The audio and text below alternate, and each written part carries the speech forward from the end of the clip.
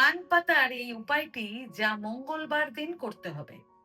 এটি আপনাকে শুধু বজরংবলী হনুমানজির কৃপাই দেবে না, বরং শনিদেবের কারণে আপনার জীবনে যে সমস্ত কষ্ট ও সমস্যা আসছে সেগুলোকেও একেবারে মূল থেকে দূর করতে সাহায্য করবে। আপনাকে কি করতে হবে এবার জেনে নিন। ডাটি সহ 11টি পান পাতা নিতে হবে।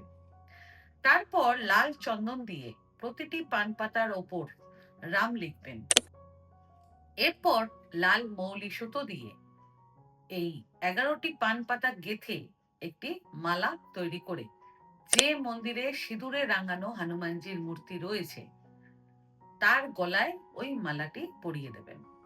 এরপর হনুমানজির সামনে চামেলির তেলের একটি প্রদীপ জ্বালিয়ে দেবেন। তারপর সেখানে বসে একবার হনুমান চালিসা পাঠ করবেন।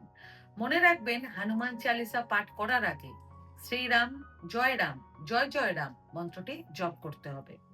আপনি যদি এই উপায়টা টানা 11টি মঙ্গলবার পালন করতে পারেন, তাহলে আপনার ওপর যদি শনির সাড়ে সাথী চলতে থাকে, কিংবা আপনার ওপর যদি শনির ঢাইয়া চলতে থাকে, আর আপনার কাজ যদি সম্পূর্ণভাবে বন্ধ হয়ে যায়, অথবা জীবনে এমন যতই কষ্ট বা সমস্যা থাকুক না কেন যার কোনো সমাধান আপনি দেখতে পাচ্ছিলেন না, সেই সমস্ত সমস্যার সমাধান খুব দ্রুতই আপনার জীবনে আসতে শুরু করবে।